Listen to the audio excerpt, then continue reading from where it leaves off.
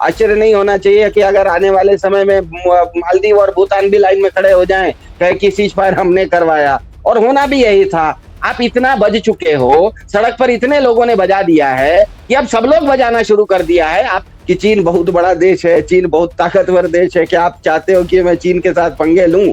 प्रधान जी से लेके भगत जी तक सब सकते में आ गए हैं।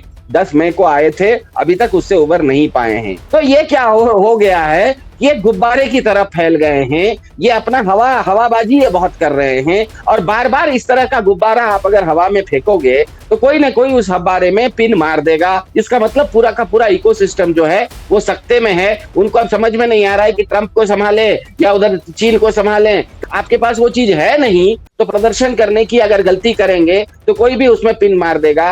अमेरिका आज अगर शक्ति प्रदर्शन करता है तो इसीलिए करता है कि गलत या सही उसके पास इस तरह की टेक्नोलॉजी है। अमेरिका एंड चाइना दोनों सुपर पावर्स हैं और वो कह रहे हैं हमने रुकवाया। पता चलता है कि आप डरे हुए बैठे हैं, आपके पास कोई बोलने के लिए कहने के लिए कुछ है नहीं, तो आप बोलते रहिए। अब तो लोगों ने कोई नहीं मानता विश्व गुरु, कोई इनको ये नहीं मानता। आप अपने आप बनते रहिए या नॉन बायोलॉजिकल वगैरह कह के ये देश की जनता को मूर्ख बनाते रहिए, और जनता है जो मूर्ख बन रही है। फिल्मों से कुछ नहीं होगा, आपने बना ली होगी धुरंधर फिल्म, लोगों का थोड़ी देर के माइंड वॉश होगा, लेकिन आज जो चाइना का नया क्लेम आया फिर सवाल खड़े हो जाएंगे, फिर फिल्म बनाइएगा क्या आप? कि डोनाल्ड ट्रंप बार बार इस बात को कह रहे थे कि ऑपरेशन सिंदूर के बीच में अमेरिका ने मध्यस्थता करने की कोशिश की थी भारत और पाकिस्तान के बीच में, और एक नहीं कई बार इस चीज को उन्होंने कहा, जिसको लेकर कांग्रेस लगातार सवाल खड़े कर रही है कि इसके पहले कभी भी भारत की विदेश नीति में ऐसा नहीं हुआ कि किसी तीसरे देश ने ऐसी हालत में मध्यस्थता की हो या मीडिएशन किसी तरीके का किया हो। लगातार कांग्रेस के हर नेता ने इस बात को उठाया, और अब डोनाल्ड ट्रंप के बाद अब चाइना इस चीज को क्लेम कर रहा है। चाइना ये कह रहा है कि उन्होंने एक इंपॉर्टेंट भूमिका निभाई थी भारत और पाकिस्तान के बीच में शांति वार्ता कराने में, यानी कि जो ऑपरेशन सिंदूर खत्म हुआ है उसका क्लेम डोनाल्ड ट्रंप के बाद अब चाइना भी उस क्रेडिट को क्लेम करने में लगा हुआ है। जी, सवाल उठता है कि अगर चीन के विदेश मंत्री इस चीज को बोल रहे हैं तो उसका जो क्रिटिसिज्म होगा या उसको जो आलोचना होगी या उसका जो जवाब दिया जाएगा वो कोई सोर्स बेस्ड तो नहीं हो सकता। भारत में भी उस तरह के एमईए एक ट्वीट करके रख सकता था, एमईए इस तरह का एक प्रेस रिलीज निकाल सकता था। ये सब ना करके एक सोर्स बेस्ड अगर करेंगे, इसका मतलब ही है कि कहीं ना कहीं अंदर खाने में भाजपा की जो सरकार है, विदेश मंत्रालय है, उसके अंदर कैट अमंग्स द पिजन्स बोला जाता है। क्योंकि चीन के बारे में हमें ध्यान में रखना है, जिस तरह से मोहसिन भाई ने कहा, हमारे विदेश मंत्री ऑन रिकॉर्ड कह चुके हैं कि चीन बहुत बड़ा देश है, चीन बहुत ताकतवर देश है, क्या आप चाहते हो कि मैं चीन के साथ पंगे लूं? तो मतलब चीन के साथ इनकी पहले से डर है, भय है, ये तो बिल्कुल सार्वजनिक है। ऐसे में चीन ने कुछ बोल दिया है तो ये जवाब नहीं दे पा रहे हैं, ये भी बिल्कुल स्वाभाविक है।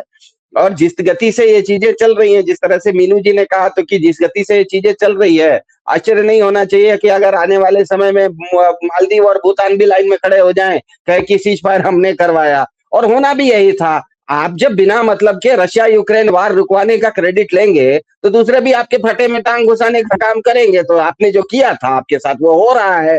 तो लेकिन समस्या मेरे ख्याल से अभी भी चीन वगैरह समस्या नहीं है। मेरे ख्याल से समस्या अभी भी दूसरा कोई नहीं है, अमेरिका ही है। ट्रंप के सीज फायर दावे ने पूरी भाजपा का जो हवा है वो पूरी तरह से गोल कर दी है। प्रधान जी से लेके भगत जी तक सब सकते में आ गए हैं। 10 मई को आए थे, अभी तक उससे उबर नहीं पाए हैं। क्योंकि उसका एक बहुत इंपॉर्टेंट, बहुत महत्वपूर्ण कारण है। क्योंकि हमारे साथ देश पांडे जी भी हैं, वो कांग्रेस के स्ट्रेटेजी की बात करते हैं। तो स्ट्रेटेजी में कोई चीजों को सिद्धांत समझना बहुत जरूरी होता है। वर्तमान भाजपा का आदर्श अमेरिका है, क्योंकि अमेरिका और बीजेपी दोनों ही शक्ति प्रदर्शन में विश्वास रखते हैं। दुनिया में अमेरिका और बीजेपी दो ही ऐसी इकाइयां हैं जो कि शक्ति का प्रदर्शन करने में पूरा उनका विश्वास है। 1980 के दशक तक हजारों साल का इतिहास बताता है कि भारत में जिसके पास शक्ति होती थी वो प्रदर्शन करने के बदले विनम्र हो जाता था। वो चाहे हनुमान जी हो, चाहे देवी दुर्गा हो, चक्रवर्ती भरत हो, सम्राट अशोक हो, गांधी हो, ये सारे चरित्र बहुत ताकतवर थे लेकिन बहुत विनम्र भी थे। 1980 के दशक में अचानक भाजपा का आगमन होता है। उसके बाद से ये विचार बदलता है कि ताकत अगर है तो ताकत का दिखावा भी शुरू हो गया। तो इसीलिए आप ध्यान में रखिए, बड़ा रोचक चीज बता रहा हूं। 1991 में भाजपा बहुत बड़ी पार्टी नहीं थी, भारत भाजपा बहुत छोटी पार्टी थी।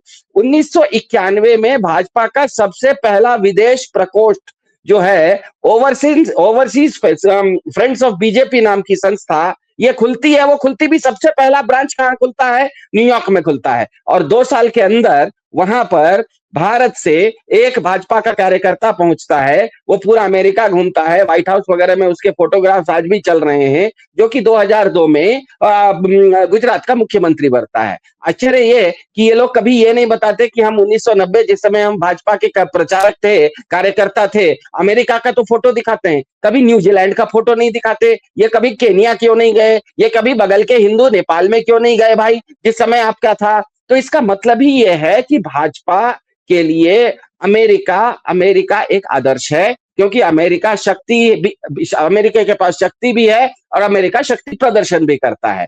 दुर्भाग्य है कि भाजपा ने प्रदर्शन तो सीख लिया, शक्ति संचयन सीखा नहीं। इनके पास शक्ति है नहीं, प्रदर्शन करने की इच्छा आ गई है। तो ये क्या हो गया है, ये गुब्बारे की तरफ फैल गए हैं। ये अपना हवाबाजी ये बहुत कर रहे हैं, और बार बार इस तरह का गुब्बारा आप अगर हवा में फेंकोगे तो कोई ना कोई उस गुब्बारे में पिन मार देगा। कभी ट्रंप आके मार देगा, कभी चीन के विदेश मंत्री आके मार देंगे, कभी आप झूठा बोलना शुरू कर दोगे कि रशिया यूक्रेन वार हमने रुकवाया था, तो हो सकता है कल मालदीव आ जाए। मुझे सच में आश्चर्य अब नहीं हो रहा है कि कल मालदीव और भूटान भी खड़े हो जाए लाइन में, कहे कि सीज फायर हमने करवाया। अब ऐसी स्थिति अगर आ गई है, इसका मतलब क्या है? आप इतना बज चुके हो, सड़क पर इतने लोगों ने बजा दिया है कि अब सब लोग बजाना शुरू कर दिया है। आपकी ताकत, मुझे ये दुख इस बात का है कि भारत अपने आप में, भारत की तो बहुत इज्जत पूरे दुनिया में आज भी है, भारत की इज्जत बहुत खूब है, क्योंकि भारत की एक अपनी संस्कृति है।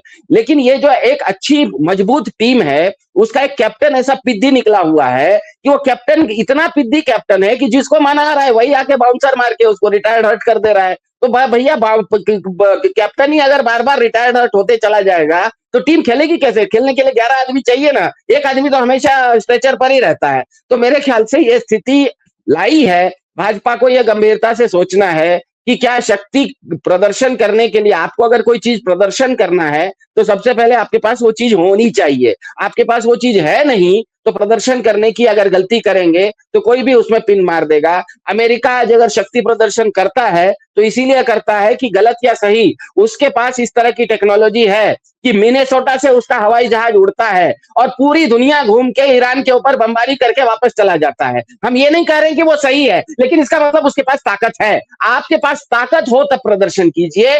बिना ताकत के प्रदर्शन करने का गुब्बारा अगर छोड़ेंगे तो इस तरह से, जिस तरह से चीन के विदेश मंत्री ने कह दिया, 12 घंटे हो गए हैं, 12 घंटे के बाद अभी तो 10:30 बजे भारत में सब कार्यालय भी खुल गए होंगे। इसका मतलब ये भी आज कोई सार्वजनिक छुट्टी का दिन नहीं है। अभी तक तो भारत के विदेश मंत्रालय को इसके ऊपर एक कड़ी आलोचना निकाल के एक ऑफिशियल स्टेटमेंट आ जाना चाहिए था, अभी तक नहीं आया है। इसका मतलब पूरा का पूरा इकोसिस्टम जो है वो सकते में है। उनको अब समझ में नहीं आ रहा है कि ट्रंप को संभाले या उधर चीन को संभाले। कहीं हो सकता है भूटान और नेपाल भी लाइन में खड़े हो जाए, तो किस किस को संभाले, ये दिक्कत है। मीनू जी, क्या ये आपको एक ऐसा एग्जाम्पल नहीं लगता जहां पर एक देश कमजोर हो जाता है और उस कमजोरी का फायदा विश्व की सारी ताकतें उठाने लगती हैं? अब आप देखिए, डोनाल्ड ट्रंप ने कितनी बार ऐसा कुछ कहा, भारत ने कुछ इस पर क्लैरिफिकेशन नहीं दिया, जबकि ऑपोजिशन जवाब मांगता रह गया, लेकिन एक बार भी कोई जवाब नहीं आया कि आखिर मध्यस्थता हुई नहीं हुई, क्या संधि हुई, तमाम तरीके की खबरें हुई। अब चाइना भी इस तरीके से बात करने लगा है। तो ये तो साफ दिखता है कि भारत एक कमजोर देश के रूप में साबित हो रहा है अंडर। लेकिन आपको क्या लगता है, क्या ये कोई एक हो सकती है चाइना और अमेरिका के बीच में कि भाई ठीक है, भारत को बैकफुट पर लेने के लिए ये एक हो सकता है? क्या उसको इस तरीके से भी रीड करना चाहिए हमें? जी देखिए, इसमें मैं सबसे पहले तो ये बताना चाहती हूँ कि भारतीय के तौर पे मुझे बड़ी शर्म आ रही है कि हमारी स्थिति वो हो गई है कि कोई चौराहे पे कोई खड़ा है बच्चा, और जो आ रहा है वो एक झापड़ मार के उसको थप्पड़ मार के भाग चला जा रहा है।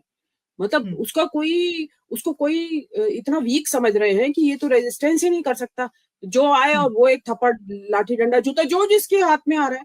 मतलब उसमें अब आप देखिए कि कोई जो मीडिएशन की बात कर रहे हैं वो कोई छोटे मोटे कंट्रीज नहीं है, वो सुपर पावर्स है, अमेरिका एंड चाइना। दोनों सुपर पावर्स है और वो कह रहे हमने रुकवाया। एक तो हमारे मीडिया ने इतना सत्यानाश कर रखा है इस देश की विदेश नीति का और लोगों के दिमाग का दही बना रखा है उनका। बता रहे हैं कि ओहो मोदी जी छा गए और मोदी जी आ गए और पता नहीं क्या हो गया है वहां पे शंघाई कॉर्पोरेशन की मीट में, जबकि आप अपनी बेबसी में गए थे क्योंकि आपको अमेरिका ने धकिया दिया है, तो आपको कोई और चाहिए शरण, तो आप वहां पहुंचे करने के लिए, लेकिन उनका दिल नहीं पिघला है।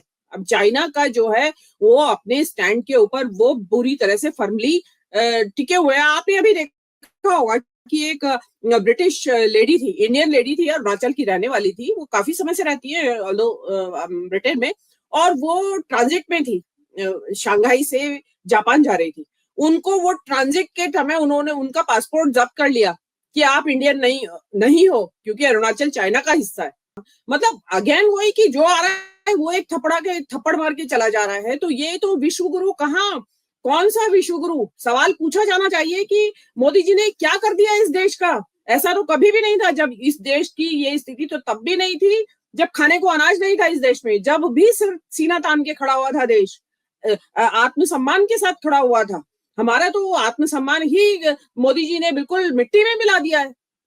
और किस बात की आप विश्व गुरु या किस बात का आप सीना चौड़ा करके चल रहे हैं, और आप पता चलता है कि आप डरे हुए बैठे हैं, आपके पास कोई बोलने के लिए कहने के लिए कुछ है नहीं।